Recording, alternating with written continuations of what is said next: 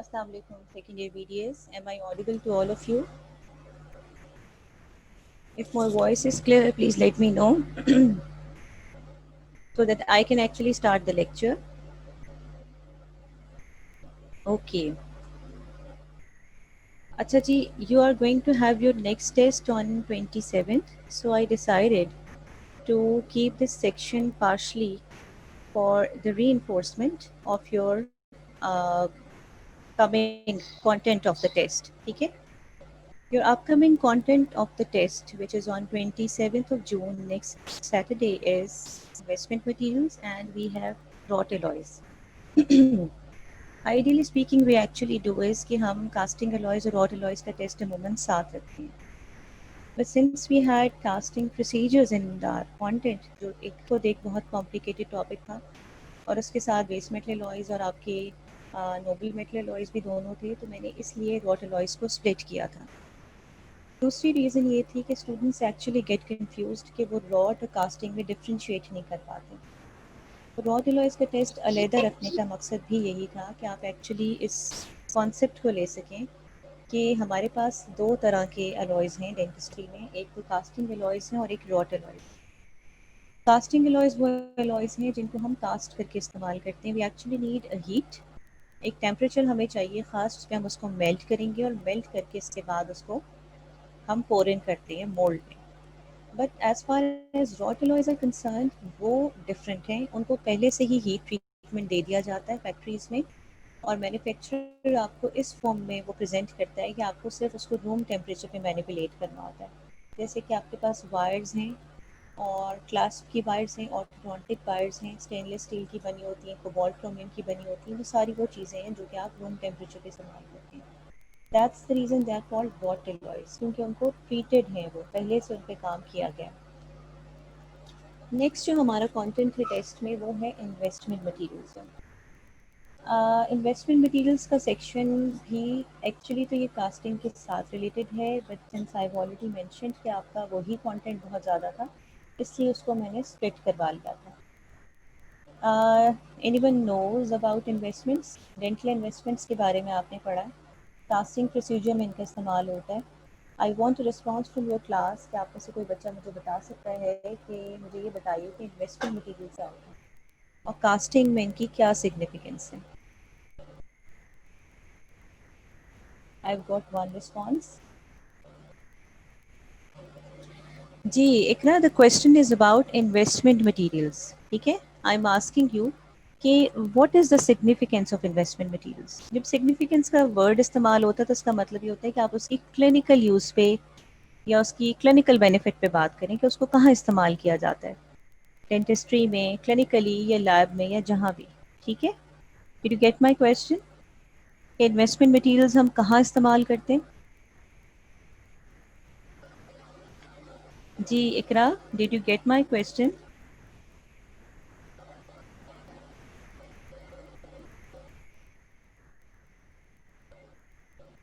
Fabrication of metallic permanent restoration. ठीक है, इसका एक्चुअल जो जवाब है इसका ये मतलब है बेटा कि आपको थोड़ा बहुत तो क्लियर है, लेकिन इसमें थोड़ा सा इसको क्लैरिफाई होना इसलिए ज़्यादा ज़रूरी है कि आपको अगर इन्वेस्टमेंट्स की डेफिनेशन पता होगी तो फिर आप ज़्यादा अच्छे जवाब दे सकते हैं. राइट. लेकिन ये फैब्रिकेशन ऑफ मेटालिक रेस्टोरेशंस का जो वर्ड है वो एक्चुअली हम कास्टिंग प्रोसीजर के लिए इस्तेमाल करते हैं. ठीक है, कास्टिंग के प्रोसीजर में एक स्टेप है इन्वेस्टमेंट का. आपको पता है कि इन्वेस्टमेंट कैसे की जाती है?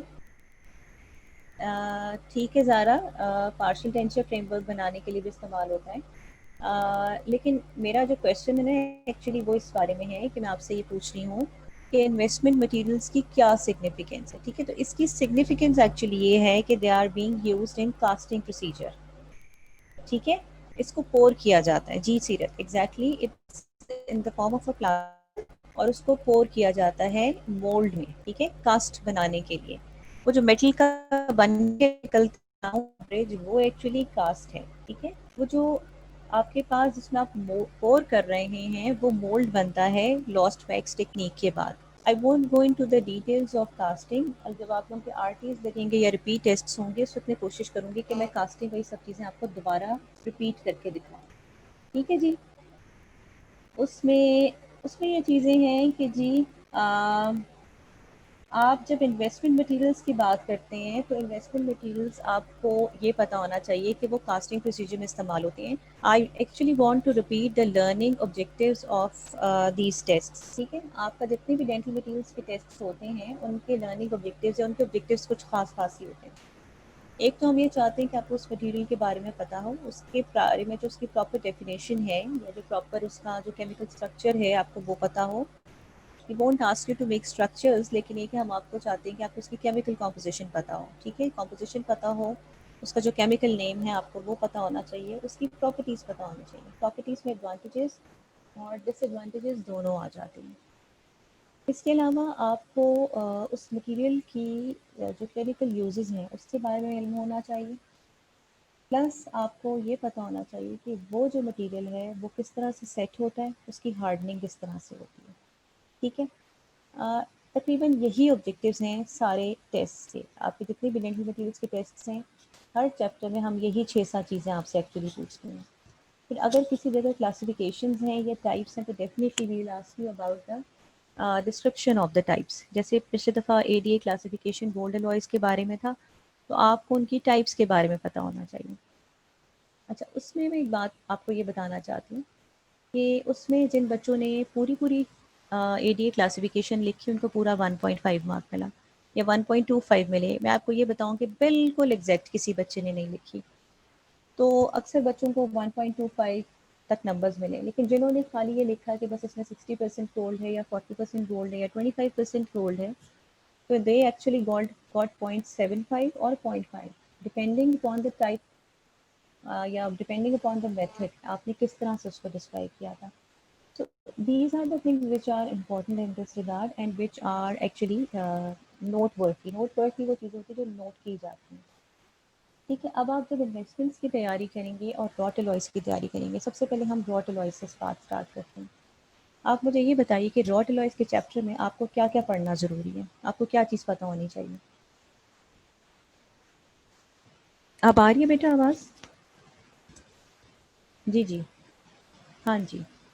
जी, Iqra and Bilal and all other students, I actually want to ask you about कि आप रॉट एलॉयज़ का चैप्टर उठा रहे हैं और आपका टेस्ट है नेक्स्ट वीक। तो आप मुझे ये बताइए, वैसे बताइए कि आप अगर चैप्टर में से देखते हैं तो आपको क्या-क्या चीज़ें उसमें से आनी चाहिए? क्या-क्या चीज़ें पता होनी चाहिए? वन बाय वन मुझे जवाब देना शुरू करें।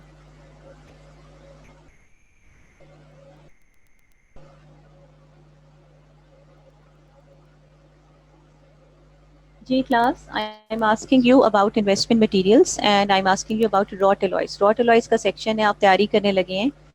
तो आपकी क्या परसेप्शन है कि आपको उस चैप्टर में क्या-क्या चीज़ें प्रिपेयर करनी चाहिए? जी, रिस्पॉन्स आना शुरू हुआ है। ठीक है, what are wrought alloys, what is their classification और क्लासिफिकेशन में जो मटेरियल्स के नाम लिखे गए हैं आगे से मज़ीद उनकी डिस्क्रिप्शन। ठीक है? जी, और कोई बच्चा?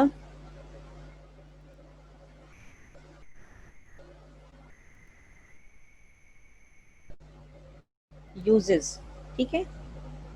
रॉट एलॉयज़ के यूजेस, उनके आगे जो क्लासिफिकेशन में मटेरियल्स दिए गए हैं, वो उनके यूजेस, उनकी कॉम्पोजिशन, उनके इस्तेमाल, ठीक है?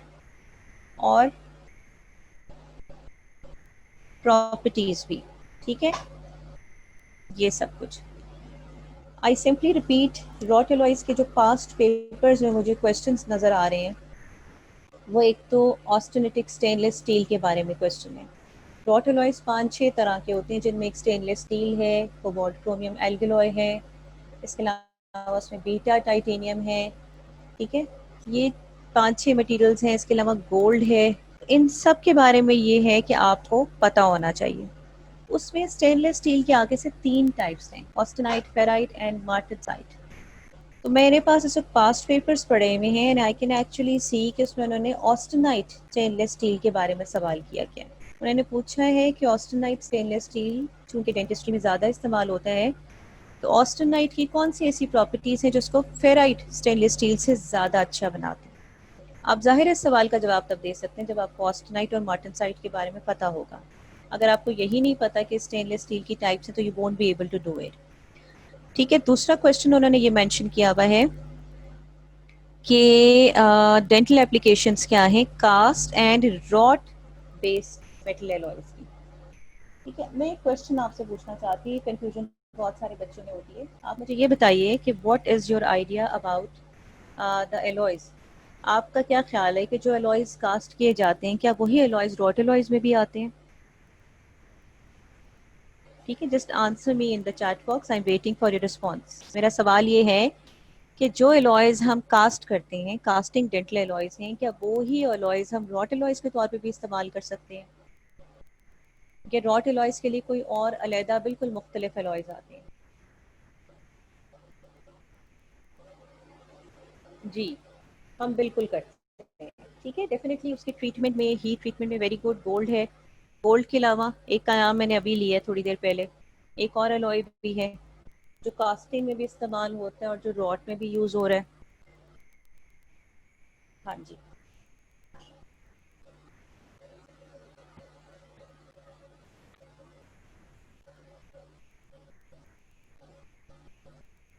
वी हैव स्टेनलेस, नहीं बेटा स्टेनलेस स्टील हम कास्ट नहीं करते। ठीक है, कास्टिंग एलॉयज में स्टेनलेस स्टील का जिक्र नहीं आता। ठीक है, स्टेनलेस स्टील सिर्फ और सिर्फ रॉट एलॉयज में आ रहा है। ठीक है, करते हैं वैसे जनरली हम करते हैं, लेकिन ये है कि रूटीन लाइफ में होता होगा लेकिन इस वक्त नहीं होता। ठीक है, डेंटिस्ट्री में नहीं होता। ठीक है, कोबाल्ट क्रोमियम एक ऐसा एलॉय है जो कि कास्ट भी किया जाता है और जो कि रॉट एलॉयज के तौर पे भी इस्तेमाल होता है। ठीक है, इसके अलावा एक एलॉय और है। Can you recall the names of casting alloys? जो एलॉयज जिनको हम कास्ट करते हैं उनके नाम आपको आते हैं, आप इसका टेस्ट दे चुके हैं, सोच के बताएं।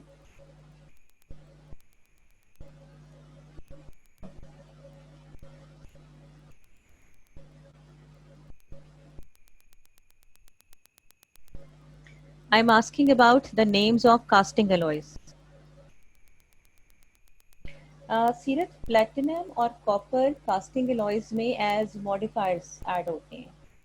प्रिंसिपल कास्टिंग एलॉयज कौन से होते हैं? गोल्ड। ठीक है, ज़ारा वेरी गुड। गोल्ड एक प्रिंसिपल कास्टिंग एलॉय है। ठीक है, आयरन, प्लैटिनम, कॉपर, ये जो सारे हैं ये इनमें एज मॉडिफाइड्स ऐड किए जाते हैं। प्लैटिनम और पैलेडियम हम कास्टिंग एलॉयज में कह सकते हैं, लेकिन हम इनका नाम पहले नहीं लेते क्योंकि ये गोल्ड में ऐड किए जाते हैं। इनमें गोल्ड नहीं ऐड किया जाता, ये नोबल मेटल एलॉयज में ऐड किए जाते हैं। तो जिसमें एलॉय को ऐड किया जाता है जैसे गोल्ड है तो गोल्ड का नाम पहले आएगा। ठीक है, इसके अलावा और कोई कास्टिंग एलॉय? काफी दो तीन तरह के थे और भी। मॉडिफाइड्स नहीं आपने मुझे बताने, आपने मुझे प्रिंसिपल कास्टिंग एलॉयज बताने। आई एक्चुअली अंडरस्टैंड कि इन इस चैप्टर की या इस टेस्ट से पहले री या आपका ट्यूटोरियल बहुत ज़रूरी था। इससे पहले के टेस्ट में आप इसलिए अच्छा परफॉर्म करते रहे हैं कि मैंने आपके साथ ट्यूटोरियल से बहुत मेहनत की है। और I actually do this with all the classes, हमेशा हर साल मैं ऐसे करती हूँ और मुझे बहुत अच्छे रिजल्ट्स मिलते हैं। तो unfortunately we are lacking on this part now. तो इसलिए मैं आज का टाइम लगा रही हूँ और आपके साथ टाइम यूज स्पेंड कर रही हूँ क्योंकि मैं ये चाहती हूँ कि आपको अच्छी तरह से पता होना चाहिए कि कास्टिंग और गोल्ड एलॉयज में क्या फ़र्क है। ठीक है, I am asking you about the names of other casting alloys.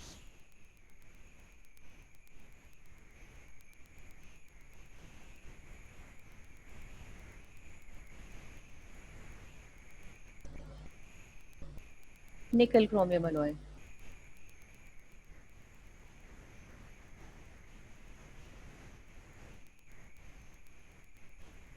ठीक है, और गुड, कोबाल्ट क्रोमियम एलॉयज।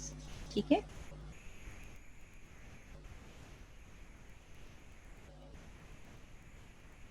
और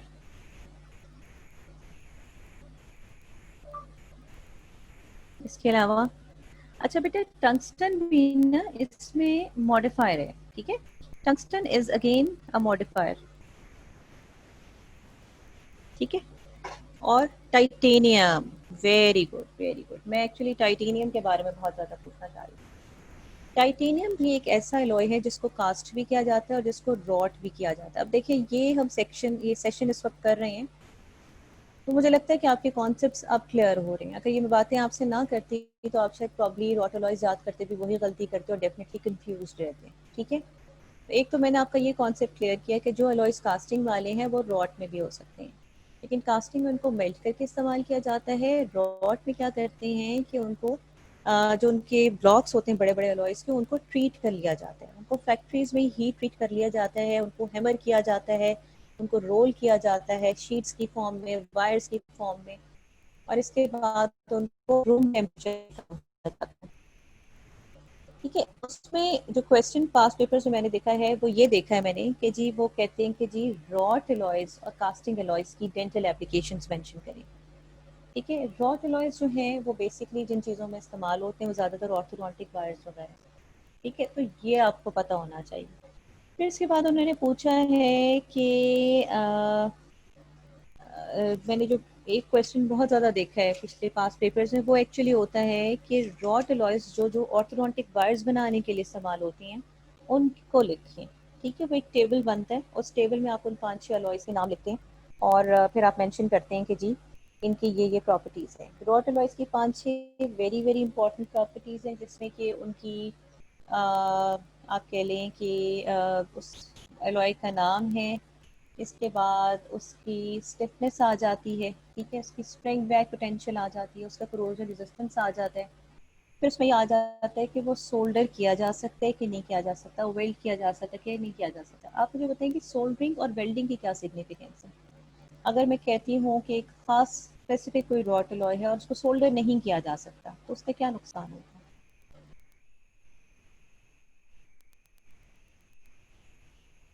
ठीक है, सपोज मैं कहती हूँ कि मेरे पास रॉट कोबाल्ट क्रोमियम अलॉय है और इसको हम सोल्डर नहीं कर सकते, तो इसका क्या नुकसान है, इसका क्या डिसएडवांटेज है आपके ख्याल में।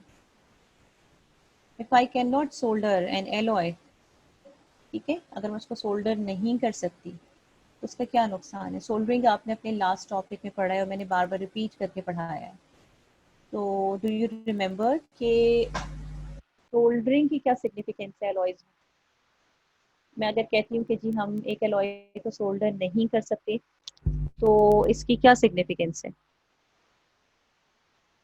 जी class, I am waiting for your response. Am I audible to all of you. जी बेटा।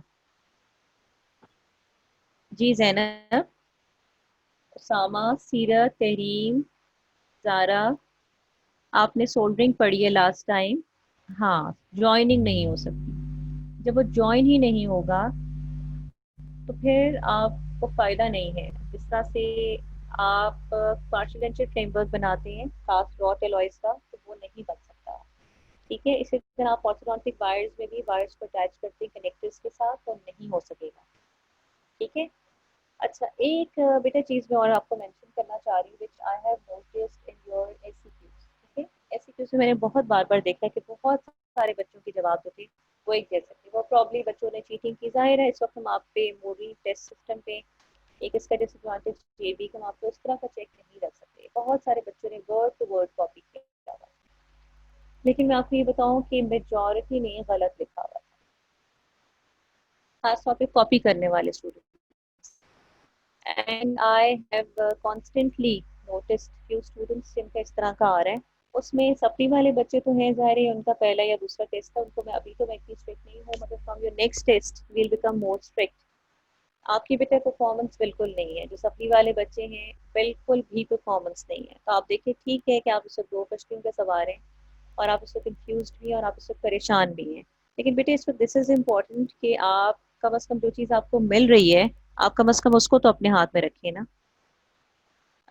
रमज़ा बेटा, मैं आपको यही बता रही हूँ ना कि आपने पढ़ा था, लेकिन एक बहुत बड़ा जो उसमें फ्लॉ है वो ये है कि एक्चुअली आप लोगों के ट्यूटोरियल्स नहीं हुए हैं। जिस तरह मैं आपको भी बता रही हूँ ना, आपको एक एक अलॉय का नाम पूछ रही हूँ, आप चीज़ें पूछवा रही हूँ, ये वो कन्फ्यूजन है जो जनरली बच्चों में होती है। बच्चे पहले तो ये सुन के परेशान होते रहते हैं कि जी रॉट और कास्टिंग अलॉयज एक जैसे कैसे हो गए, एक नाम उधर भी है। हाँ, एमसीक्यू बेटा, एमसीक्यूज आप लोगों ने, मेजोरिटी बच्चों ने एमसीक्यूज बहुत अच्छे प्रिपेयर किए हैं। आई एम ग्लैड कि आपको बेशक पढ़ना आ रहा है या आप रट के कर रहे हैं, जैसे भी कर रहे हैं, ग्लैड, क्योंकि एमसीक्यूज अक्सर जगहों पे बच्चों की वीक होती है।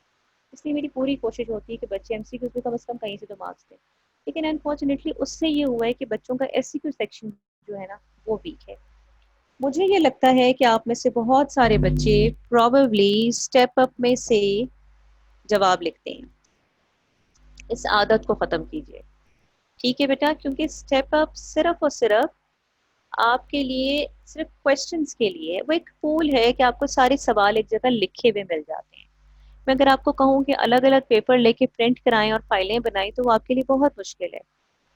इसीलिए मैंने आपको सिर्फ ये बात की थी कि सिर्फ क्वेश्चंस देखने के लिए आप प्लीज स्टेप अप दें। और आप बेटे देख रहे हैं कि पिछले दोनों टेस्ट्स में आप लोग की परफॉर्मेंस वैसी नहीं है जैसी होनी चाहिए थी। तो उसका प्रोबेबली रीजन ये है कि आप लोग किताब, और देखिए मैंने फिलिप्स तो लिखी नहीं है, it was an advice from the administration कि आप फिलिप्स का नाम लिखें। मुझे तो पता है बच्चे फिलिप्स पढ़ ही नहीं सकते, फिलिप्स इतनी टफ और इतनी मुश्किल बुक है। बहुत खास खास किसी जगह पे मैंने आपको फिलिप्स मेंशन किया, वरना मैंने मिकेब कहीं कहीं लिखी है और मेजोरिटी जगहों पे मैंने शाहीना लिखी है, क्योंकि शाहीना की लैंग्वेज ईजी है। तो मैंने आपको ये हमेशा शुरू से एडवाइस दी थी कि मैंने कहा बेटा अगर आप और कोई किताब नहीं पढ़ सकते तो आप सिर्फ शाहीना पढ़ें और शाहीना के साथ पास्ट पेपर्स देख लें। पास्ट पेपर्स में जिन सवालों के आपको जवाब नहीं मिलते उनके जवाब ढूंढ लें सिर्फ, ठीक है। जैसे एडीए क्लासिफिकेशन मेरे ख्याल में मुझे शाहीना में नजर नहीं आई। अपने हैंडआउट्स जरूर एक दफा देखें, जो स्लाइड्स आपके पास आती हैं एक नज़र जरूर डालिए उन पर। और वैसे तो आप जब पास पेपर्स देखते हैं या इस तरह से देखते हैं काफ़ी चीज़ों का अंदाज़ा आपको वहाँ से हो जाता है, लेकिन हैंडआउट्स में सारी वो चीज़ें होती हैं आपकी स्लाइड्स में जो पिछले 10 12 14 सालों में आई, तो उन सबको हमने एक जगह पे कंपाइल कर दिया है। I know it is difficult, लेकिन ऐसा ही है। जो डिफ़िकल्ट सब्जेक्ट्स होते हैं और जो उनकी डिफ़िकल्ट मार्किंग होती है उनके इनके लिए हमें इसी हिसाब से चलना होता है। फार्माकोलॉजी में और कम्युनिटी में थोड़ा सा डिफरेंस ये है कि फार्माकोलॉजी में अब जब बीडीएस के बच्चे वो लेते हैं, फेल तो होते हैं बच्चे बहुत ज़्यादा। यही तो बिलाल, यही तो मैं आपको पहले मेंशन कर चुकी हूँ कि फिलिप्स में भी पूरी चीज़ें नहीं होती। डेंटल मटीरियल्स का सबसे बड़ा नुकसान ये है, असल में ये एक बहुत वास्ट सब्जेक्ट है, बहुत ज़्यादा। और बिलीव मी आपके फाइनल ईयर तक आपके साथ जाएगा। इसका एनाटमी चलती है ना फाइनल ईयर तक, कहीं ना कहीं जिक्र होता रहता है इसका। ओरल बायोलॉजी का थोड़े बहुत दांतों की शेप, फॉर्म, डेंटल मटीरियल तो उससे भी ज़्यादा, क्योंकि अगर आपके हाथ में मटीरियल ही नहीं है तो आप डेंटिस्ट्री तो कर ही नहीं सकते, ठीक है। दिस इज़ द रीज़न मैं आपसे कहती हूँ कि प्लीज़ हैंड आउट्स पे ज़रूर नजर डालें, उनके टॉपिक्स को देख लें एक दफ़ा। वो टॉपिक्स इंपॉर्टेंट हैं इसलिए वो बन के गए, ठीक है। अब आप, आई विश कि आप नेक्स्ट जो अपना टेस्ट है वो मेरी इन सारी बातों को सुन के प्रिपेयर करें। अब हम इन्वेस्टमेंट्स की बात कर लेते हैं। बेटा dental materials is all volatile. इसके बारे में ना दो तीन बातें कहते हैं कि ड्राई है, ये डिफिकल्ट है और ये वॉलेटाइल है। बच्चे रो रहे होते हैं आके कि मैम हम 2 दफ़ा हमने रात को पढ़ा था, हमने सुबह उठ के सब भूल गया। तो मैं आपको बताऊँ कि कम से कम 3 रिविजन होनी चाहिए टेस्ट में बैठने से पहले। आई अंडरस्टैंड कि इस वक्त आपके टेस्ट बिल्कुल हैphazardly आ रहे हैं और एक के बाद एक टेस्ट आ रहे हैं तो शायद करना मुमकिन है। लेकिन आप लोग के पास टाइम होगा क्योंकि अगले हफ्ते तक हमारा कोर्स खत्म हो रहा है, फिर हम रिपीट क्लासेस पे चले जाएंगे। तो आई हैव एन आइडिया कि इंशाल्लाह अगर हम उसको क्लियरली फॉलो करते रहे तो आपको प्रॉब्लम नहीं होगी। मैं आपको ये बता रही थी कि फार्माकोलॉजी के बारे में बहुत सारी जगहों पे वो बीडीएस के स्टूडेंट्स को स्पेयर अब करना शुरू हुए पिछले 2 सालों से, ये कह के कि जी ये क्योंकि बीडीएस के स्टूडेंट्स हैं उनको बहुत ज़्यादा एक्सटेंसिव पढ़ने की ज़रूरत नहीं है, या मार्किंग में भी वो थोड़ा सा छोड़ देते हैं। Community itself it's a nice subject, मैं कहूँगी प्लेजेंट सब्जेक्ट है, आसान भी है, मुझे खुद भी बहुत अच्छा लगता था, इसलिए उसमें भी बच्चे मोस्ट ऑफ द टाइम कर लेते हैं। लेकिन लास्ट टाइम मैं आपको ये बताऊँ कम्युनिटी का पेपर भी काफ़ी टफ आया था। और ऑलमोस्ट कम्युनिटी और डेंटल मटेरियल्स का जो रिजल्ट था वो करीब करीब था, बहुत ज़्यादा फ़र्क नहीं था। तो लेकिन डेंटल मटेरियल्स का प्रॉब्लम ये है कि एक्सक्लूसिवली इसमें कुछ ना कुछ क्लिनिकल पार्ट भी आता है और इसका बेसिक पार्ट भी बहुत ज़्यादा है, उसमें केमिस्ट्री और वो सब चीज़ें आ जाती हैं। और क्लिनिकल साइड से कुछ ना कुछ आपको क्लिनिकल, आप मतलब इसमें आपकी प्रॉब्लम ये है कि आपको इसमें मटेरियल्स के नाम भी याद रखने हैं, उनकी केमिकल कॉम्पोजिशन भी याद रखनी है, जो क्लिनिकल प्रोस्थेसिस हैं, अप्लाइंसेस हैं, जो चीज़ें बनती हैं उनके नाम भी याद रखने हैं और इनको कोरिलेट भी करना है। तो I know it's a huge problem, लेकिन आप ये देखिए कि हम टाइम टू टाइम कोशिश कर रहे हैं कि ऐसे सेशंस आपके साथ करें जिसमें आपको समझ आए, ठीक है। और इन सेशंस को करने की वजह भी यही है बेटा, second prof is not expected on time, ये तो हमें नजर ही आ रहा है, क्योंकि सारे जब तक सप्ली का एग्जाम नहीं होता तब तक नहीं हो सकता। मेरा तो वैसे ये ख्याल था कि सप्ली अगर एसओपीज के साथ ये लोग करा देते तो सप्ली हो जानी चाहिए, एटलीस्ट सप्ली के बच्चे जो हैं वो रिलैक्स हो जाते हैं और वो उस स्ट्रेस से निकल जाते हैं जो उसमें वो इस वक्त है। तो इस वक्त तो ये एक्सपेक्टेड नहीं है कि प्रॉफ आपका टाइम पे होगा, लेकिन ये है कि मैं आपसे यही कह रही हूँ, अगर हम इस तरह इतना स्लो एंड स्टेडीली चलते रहे तो इंशाल्लाह हम कर लेंगे। इस वक्त अगर मैं आपको बताऊं तो आपकी क्लास के बारे में जो मेरा एनालिसिस है, क्या आपकी क्लास इस वक्त 40% पे है। आवाज़ अब ठीक है? ठीक आ रही है आपको? वो माइक प्रॉब्ली हिलता है तो शायद इस वजह से होता है, अदरवाइज तो I think things are all right here. ठीक है, तो बेटा मैं आपसे यही कहना चाह रही हूँ कि मैंने ये कहा है कि मेरा इस वक्त आपकी क्लास के बारे में एनालिसिस है, यू आर एट 40% नाउ। 40%, 40% का मतलब है कि 40% के जो बच्चे, मतलब क्लास के 40% बच्चे जो है वो रिस्पॉन्सिव हैं और वो क्लास का रिजल्ट दे सकते हैं। ठीक है, ये परफॉर्मेंस है इस वक्त आपकी। तो ये कि प्लीज़ उसको इम्प्रूव करें। मुझे पता है सप्ली के बच्चे हैं, हाफ तो बच्चे सप्ली के हैं, लेकिन जो पहले बच्चे हमारे पास बहुत अच्छा परफॉर्म कर रहे थे उसमें से आप ये समझे कि 15% बच्चों का डिक्लाइन आया। जो नाम भी याद है लेकिन मैं यहाँ मेंशन नहीं करूँगी, लेकिन ये कि इंशाल्लाह आई एम होपफुल कि आप इंशाल्लाह इम्प्रूव करेंगे, क्योंकि ये कि मेरे ख्याल में इससे ज़्यादा अच्छे तरीके से गाइड नहीं किया जा सकता। मैं भी, डॉक्टर मेरीन भी, डॉक्टर महविश भी, क्योंकि we all know actually about the possible aspects जहाँ से बच्चे बच्चे जो हैं वो मार खा सकते हैं, या जहाँ जहाँ बच्चे वीक होते हैं। और फिर इतने साल हो गए, मुझे अच्छी तरह से अंदाज़ा है कि बच्चे कहाँ कहाँ गलती करते हैं, और आप देखें कि वही वही गलतियाँ रिपीट हो रही हैं। You are not a bad class, you are a good class, आप में पोटेंशियल है, और इंशाल्लाह मुझे उम्मीद है कि आप अच्छा परफॉर्म करेंगे। सेकंड जो सेक्शन है हमारे पास वो इन्वेस्टमेंट मटेरियल्स का है। ठीक है, इन्वेस्टमेंट्स जो है वो हमारे पास 3 टाइप्स की हैं।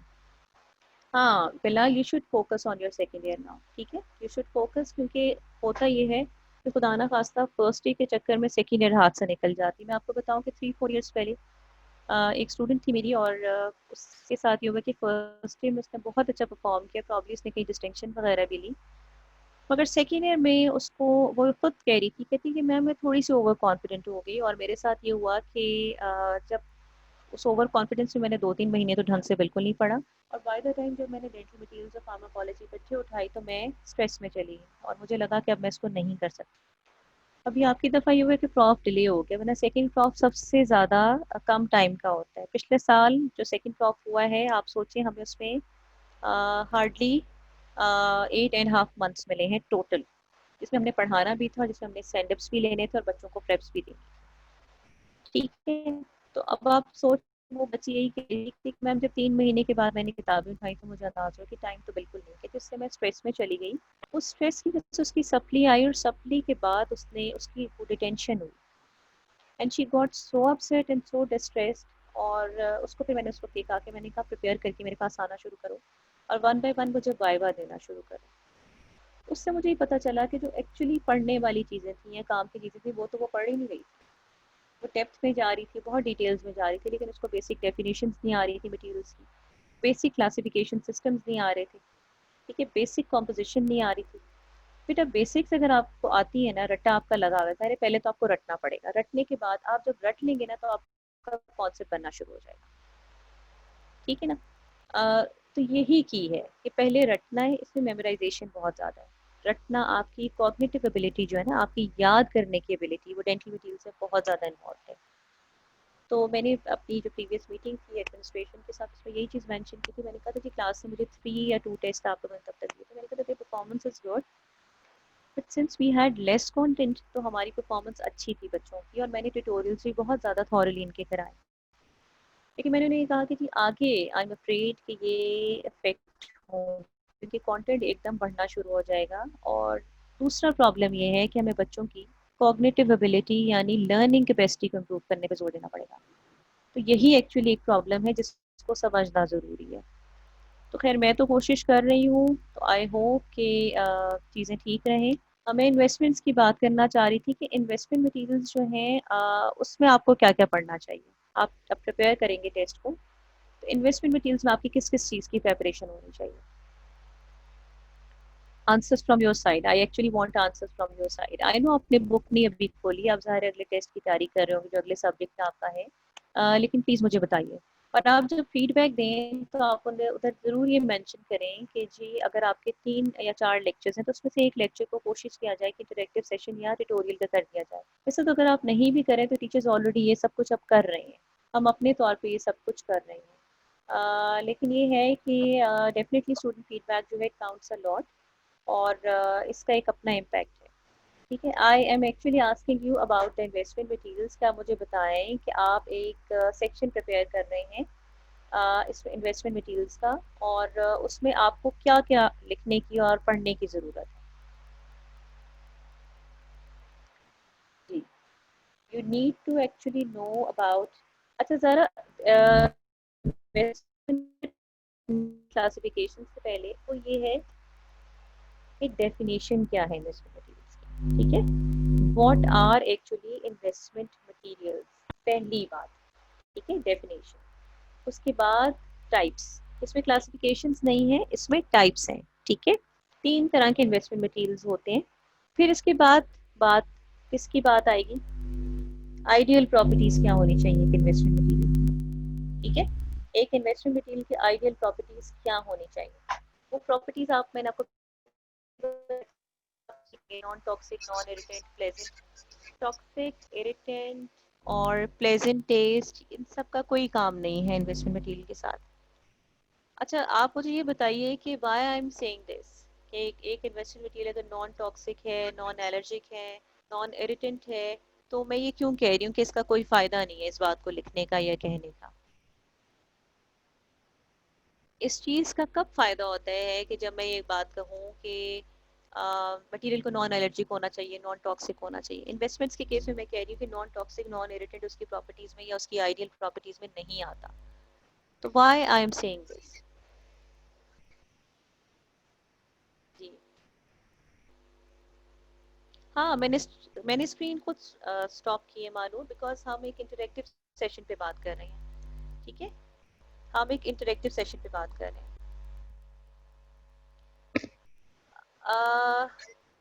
Seerat, what you actually want to से?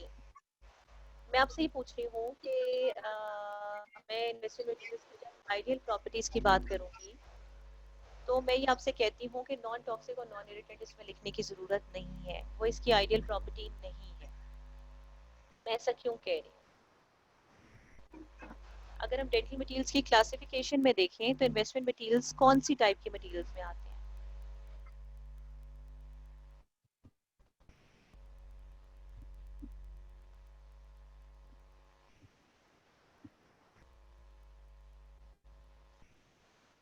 D class. Very good Usama. They are auxiliary materials. Auxiliary materials क्या होते हैं? अब देखें बेसिक्स कितनी इंपॉर्टेंट है क्योंकि वही आपका अगला सारा ट्रैक दे रही है।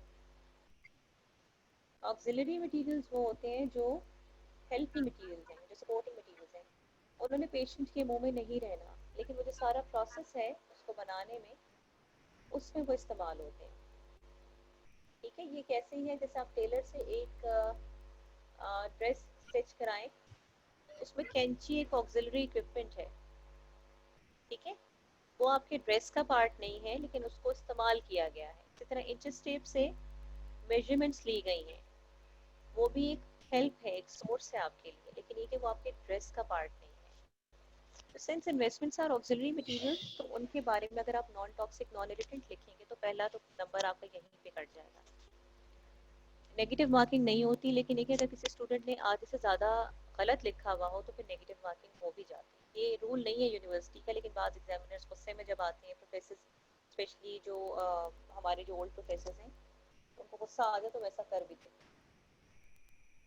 ठीक है, तो ऑक्सिलरी मटेरियल्स हैं तो इनके लिए आप जब भी आइडियल प्रॉपर्टीज लिखेंगे तो आइडियल प्रॉपर्टीज लिखने का तरीका ये नहीं होता non toxic, non irritant, inexpensive, pleasant looking, इस तरह से नहीं होता। आप बेशक 4 या 5 पॉइंट्स लिखें लेकिन उनको डिटेल में लिखें। जैसे इन्वेस्टमेंट्स को पोरस होना चाहिए ताकि अननेसेसरी अनवांटेड जो गैसेस हैं वो उसमें से इवॉल्व हो सके और ऑक्साइड लेयर ना बने। इन्वेस्टमेंट्स की कंप्रेसिव स्ट्रेंथ अच्छी होनी चाहिए क्योंकि वो जब कास्टिंग एलॉय ऊपर से मोल्टन एलॉय डाला जाता है तो उसका लोड ले सके। ये होते हैं पॉइंट्स, ठीक है, ये आइडियल प्रॉपर्टीज हैं। तो अगर आप उस तरह से लिखेंगे जिस तरह से मैं आपको बता रही हूँ तो you won't get any mark, ठीक है। एक आपको आइडियल प्रॉपर्टीज पता होनी चाहिए इन्वेस्टमेंट्स की। अच्छा, इन्वेस्टमेंट्स की जो टाइप्स हैं उनके बारे में आपको क्या क्या पता होना चाहिए? 3 टाइप्स इन्वेस्टमेंट्स।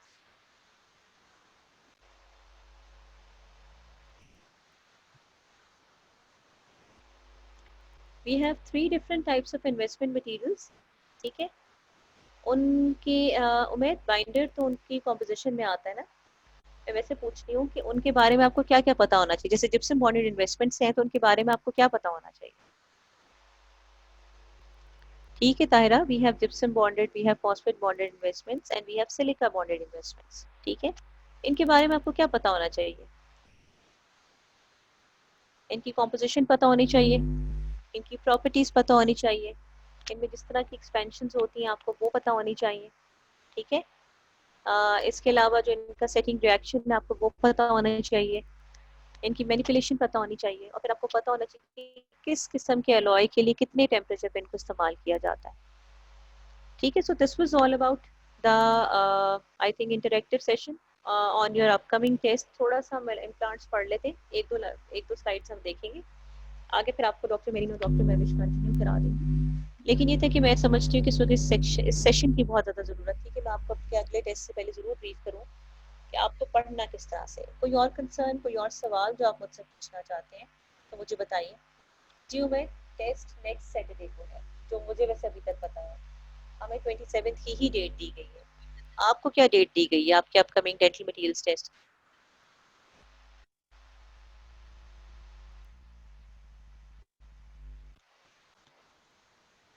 ठीक है जी, इट्स 27, इट्स ऑन सैटरडे, ठीक है।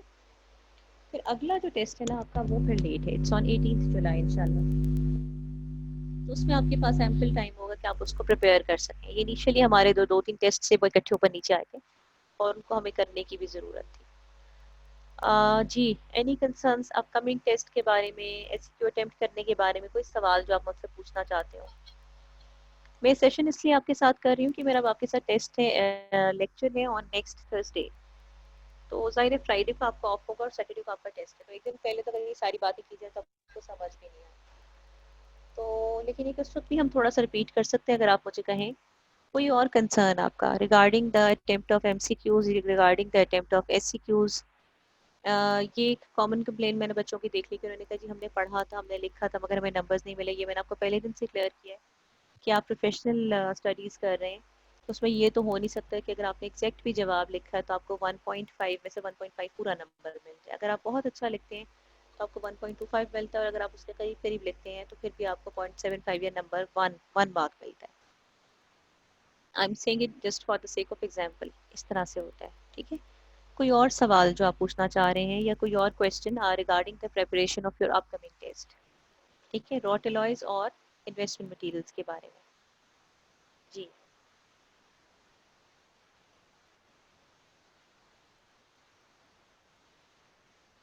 हाँ उसामा, इसमें इसमें डेफिनेटली इसमें डिफरेंस है। मैं आपसे कहूँगी कि आप मेकेब को फॉलो करें, ठीक है। क्योंकि जो अक्सर हमारी जो एमसीक्यूज आते हैं वो मेकेब में से बने होते हैं, और कई जगहों पे मैंने मेकेब का रेफरेंस भी देखा है।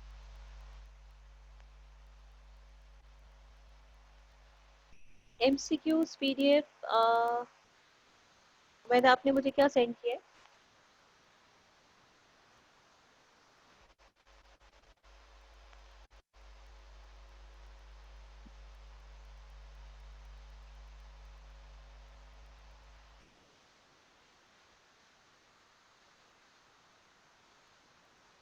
अच्छा, I did not check it. आपने मुझे कब सेंड किया था उमैद? ईमेल पे किया था? मुझे अब याद नहीं आ रहा।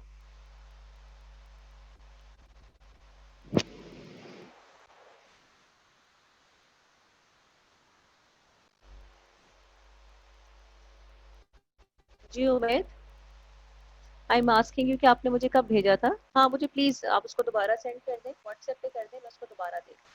अच्छा बेटा, ये होता है कि पूल क्वेश्चंस के बारे में ना कोई हार्ड एंड फास्ट रूल नहीं है कि मैं आपसे कहूँ कि ये इसी किताब में से इसी पूल में से, मगर डेफिनेटली तकरीबन 60% क्वेश्चंस जो हैं वो स्कूल में से आते हैं। Definitely it's a definite fact कि ऐसा होता है, ठीक है। इसलिए हम ये नहीं कह सकते कि हार्ड एंड फास्ट रूल है कि जी एमसीक्यू सारी की किताब में आएंगे, ये ज़रूर फुल क्वेश्चन आएंगे, मगर डेफिनेटली वो 60% ज़रूर, 65% ज़रूर होते हैं। तो मैं इसलिए बार बार आपको हर हर टेस्ट के साथ प्रिपेयर करा रही हूँ, क्योंकि ये कि अगर आप उसको हर एक के साथ प्रिपेयर कर लेंगे तो प्रॉफ तक कम अज़ कम आपको वो वाले एमसीक्यूज पक्के होंगे। तो आपका जो वो वाला 65% है कम अज़ कम वो सिक्योर होगा। वो ज़ाहिर है 65% आप एक पेपर का अगर तैयार कर लेते हैं तो डेफिनेटली आप आ जाके 60% तो लिख लेंगे अगर आपने अच्छा लिखा हुआ है। तो आप कुछ ना कुछ बॉर्डर लाइन के करीब आ जाते हैं, कम अज़ कम आपके पास होने की जो है वो चांसेस ज़्यादा हो जाते हैं। उसके साथ साथ डेफिनेटली आपको एमसीक्यूज पे भी तवज्जो देने की ज़रूरत है। तो मैंने जो आपने मुझे एमसीक्यूज डेंटल मटेरियल्स के भेजे हैं, ये पूल क्वेश्चन जो हैं वो किसके पूल क्वेश्चन हैं? ये यूएचएस के पूल क्वेश्चन हैं। I think the name of the book was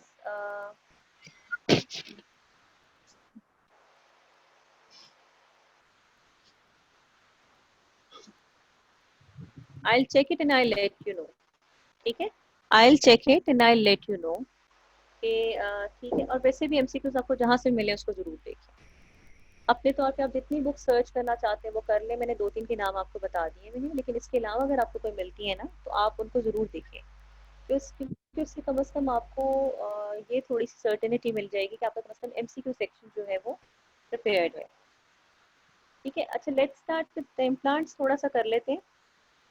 dental implants actually they are a type of prosthesis. हमने इससे पहले प्रोस्थेसिस का जिक्र किया। उन प्रोस्थेसिस में मैंने इम्प्लांट्स का वर्ड ऐड नहीं किया था, आपको याद होगा। It was inlay, onlay, and bridge, and I guess it was about veneers too, ठीक है, लेकिन उसमें इम्प्लांट्स का जिक्र नहीं था। So implants, they are also a prosthesis. अच्छा, what do you mean by the word prosthesis? ये बार बार हमने यूज किया है, बहुत जगहों पे इस्तेमाल किया। Prosthesis आपके सामने नजर भी आ रहा है इस वक्त। What is a prosthesis?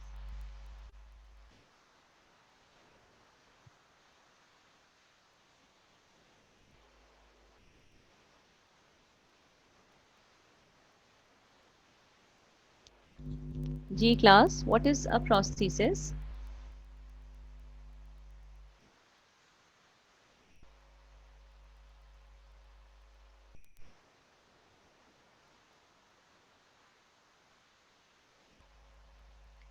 Prosthesis is a replacement, ठीक है। It's a prosthetic device which is made of any alloplastic material. Alloplastic वो material होता है जो होस्ट है, जैसे आप होस्ट हैं, आपको एक इम्प्लांट लगना है तो यू आर ए होस्ट। तो वो आपकी बॉडी पार्ट से डिफरेंट मटेरियल को लिया जाएगा, ठीक है। वो कहीं और से लिया जाएगा और उसको इम्प्लांट किया जाएगा आपके टिश्यूज में, ठीक है। So it's a prosthetic device which is made of definitely it's an artificial replacement of a missing part, ठीक है। अच्छा, एक क्वेश्चन मैं आपसे पूछना चाह रही हूँ, मुझे ये बताइए कि डेंटिस्ट्री मेडिसिन में ये अगर आप देखें तो ऑर्थोपेडिक्स में इम्प्लांट्स का जिक्र होता है, ठीक है। डेंटिस्ट्री में भी इम्प्लांट्स जो हैं वो एक मेजर पार्ट फॉर्म करते हैं। तो आपकी क्या अंडरस्टैंडिंग है इम्प्लांट्स के बारे में? ये प्रोस्थेसिस हैं और ये रिप्लेसमेंट देते हैं, और इस पिक्चर को देख के आपके जहन में क्या इम्पैक्ट आ रहा है इम्प्लांट का? अपनी जनरल आइडिया के बारे में या अपनी जनरल नॉलेज की बेस पे मुझे जवाब दीजिए, या फिर ये इस पिक्चर को देख के उस डेफिनेशन को पढ़ के मुझे जवाब दीजिए। इम्प्लांट के बारे में आपके जहन में क्या क्या पॉइंट है, आप क्या समझते हैं कि इम्प्लांट्स क्या हैं? एक तो there are type of prosthesis in dentistry जिसको आप आजकल बहुत बहुत ज़्यादा इम्पोर्टेंस है। इम्प्लांट ताहिरा होल टूथ को भी रिप्लेस करता है, डेफिनेटली ये होल टूथ रिप्लेसमेंट ही है, ठीक है। लेकिन ये देखिए, ये एक it is an empty space, ठीक है, और इस पे ये इम्प्लांट लगा हुआ है। आप मुझे ये बताइए, हाँ, इट्स फॉर अ सपोर्ट। ज़रा मुझे ये बताइए कि इसमें कौन सा पार्ट इम्प्लांट है? ये ओरल पार्ट जो इज इट एन इम्प्लांट, या फिर ये फिक्सचर आपको नजर आ रहा है, is it an implant?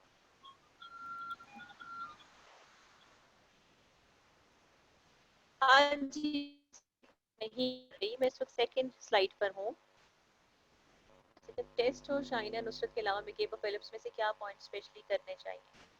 Tahira, आपको मिकेब में से सिर्फ वही अच्छा wait, let me check, wait, ये देखिए स्लाइड नंबर 1 है, ठीक है, and this is slide number 2। Can you see the slide number 2 right now?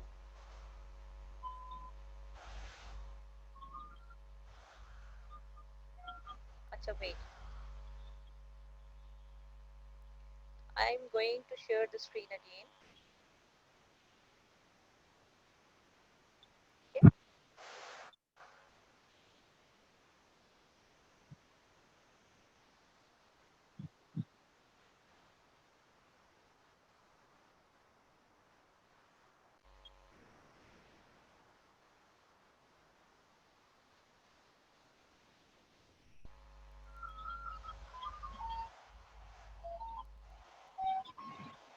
आपको इस वक्त स्क्रीन नजर आ रही है? This is the screen number 2, this is screen number 1 and this is screen number 2। Can you see the screen please? Class, I actually want to ask, can you see the series?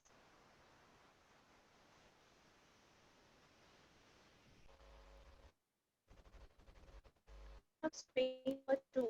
This was your first screen and this is your slide. Sorry.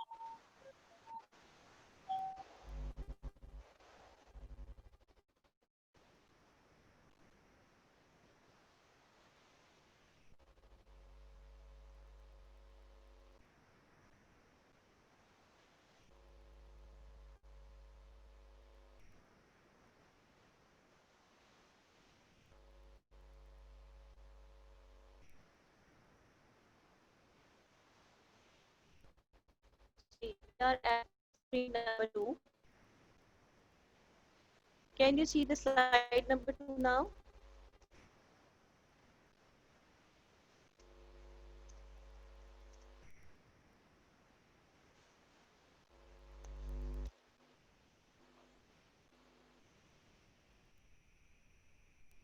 Okay, मैं आपसे एक question पूछ रही हूँ कि आप मुझे बताइए कि इस पिक्चर में आपको ये नज़र आ रहा है, ये रिप्लेसमेंट है मिसिंग टी की, मिसिंग टूथ की, और इस वक्त ये एक ब्रिज लगा हुआ है, साथ के दो दांतों से सपोर्ट लिए, उसके ऊपर भी क्राउन लगाया है उन्होंने, ठीक है, और जो आपका जो दरमियान वाला जो मिसिंग पार्ट है उसमें ये इम्प्लांट लगाया हुआ है। तो मुझे ये बताइए कि इसमें जो पूरा आपका इम्प्लांट है, जिसमें कॉन्वेक्स सेक्शन है और इसका फिक्सचर है, इसमें इम्प्लांट कौन सा है मेनली?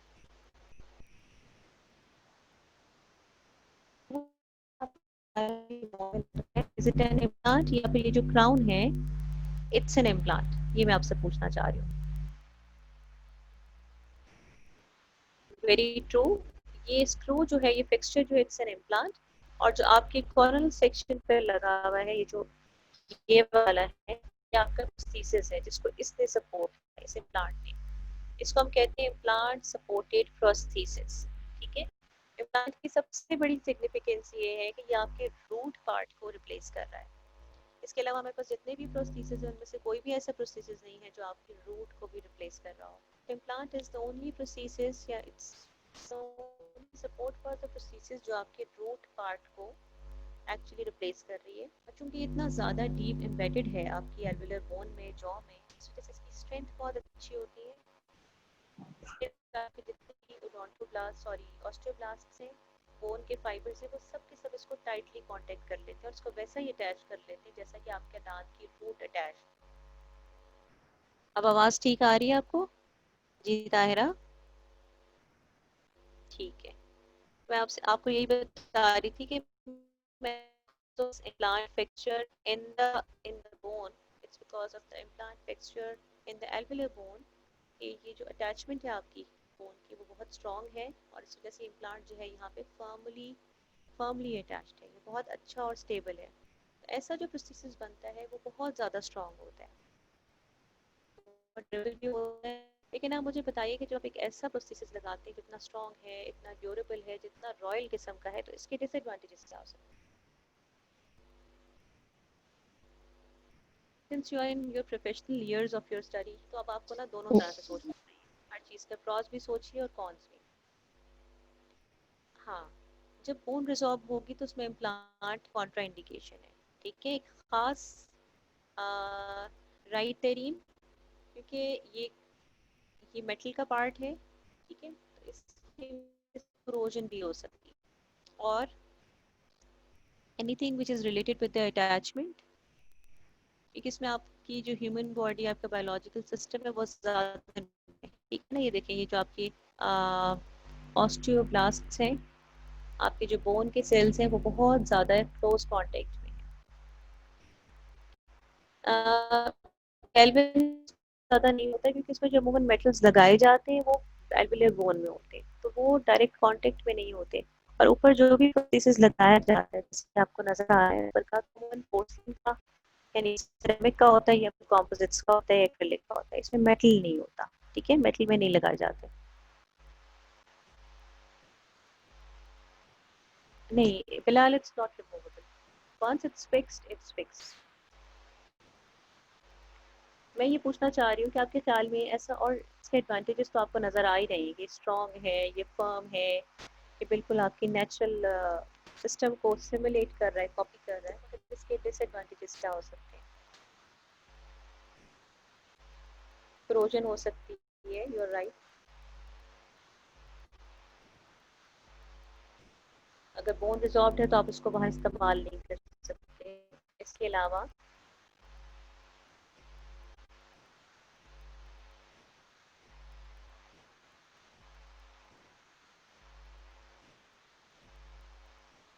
हाँ, फ्रैक्चर हो सकता है। फ्रैक्चर के अलावा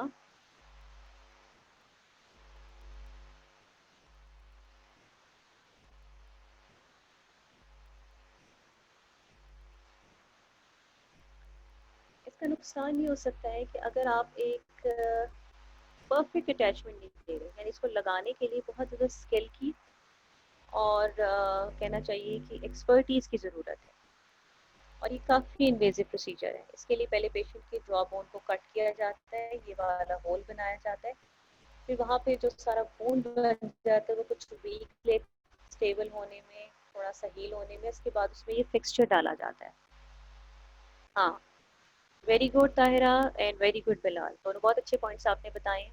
इसके लिए एक एक्सटेंसिव इन्वेजिव प्रोसीजर चाहिए। इन्वेजिव का मतलब होता है कोई ऐसा प्रोसीजर जो आपकी बॉडी को अफेक्ट कर रहा हो, यानी जिससे आप सिर्फ अप्लाई नहीं कर रहे, उसमें आपको मतलब उसको एक्सप्लोर करना पड़ रहा हो, ठीक है, उसमें सर्जरी करनी पड़ती है, सर्जरी करके उसमें इस फिक्सचर को, इसको फिक्सचर कहते हैं, इसको अटैच किया जाता है।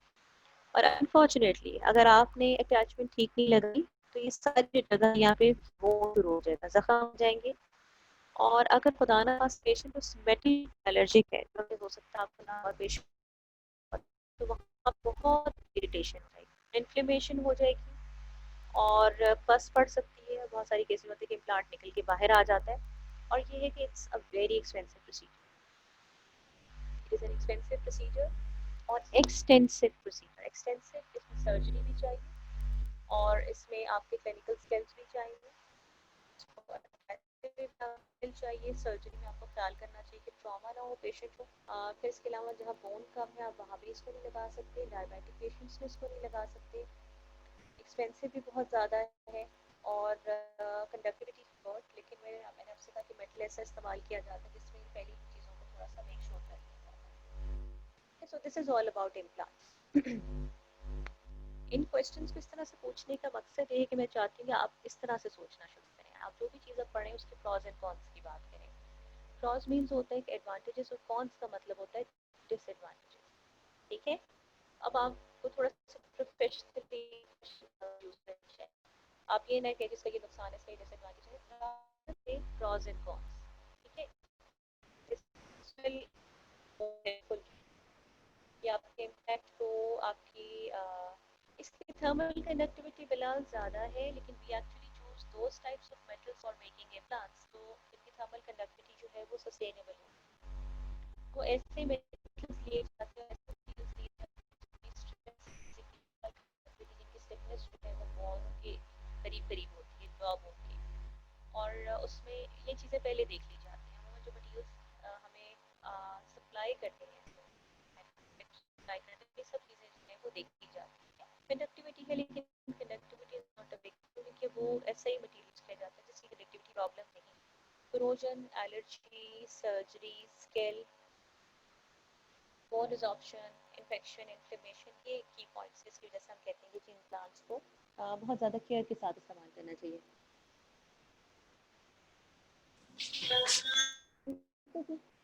So this was all about implants और your interactive session। आपको इंशाल्लाह मंडे और नेक्स्ट वीक में डॉक्टर मेरीन और डॉक्टर महविश इसको ख़त्म करवाएंगी।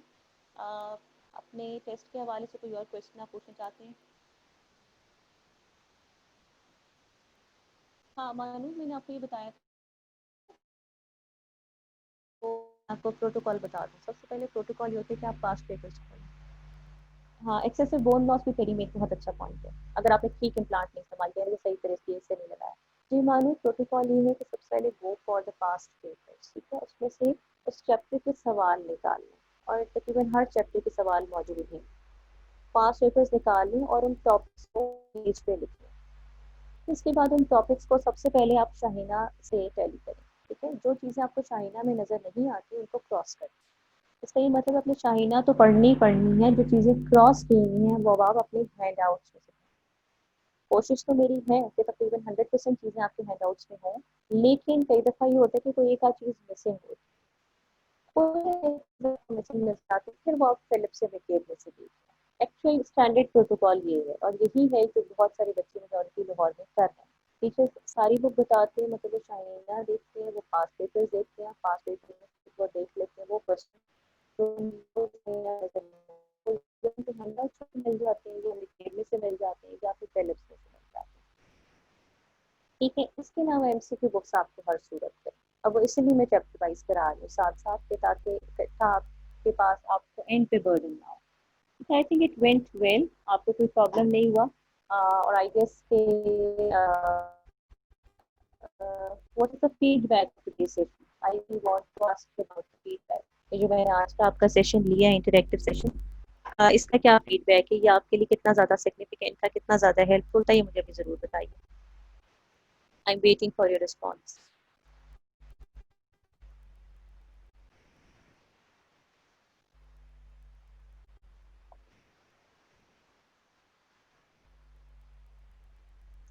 गुड जी, एनीवन एल्स?